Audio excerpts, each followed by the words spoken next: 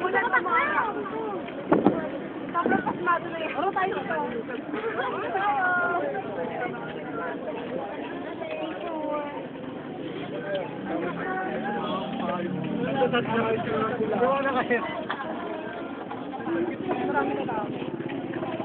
Lalaki na pala kukunin sa bahay ni Kuya.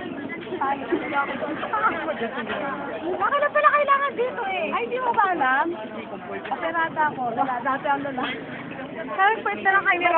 Magaling lang yung doktor ko. Gusto ko yung reto kita. Si Bibi, bahaghan. So, si Bibi yung nahalo. O, si bahaghan. Si Baba, bahaghan.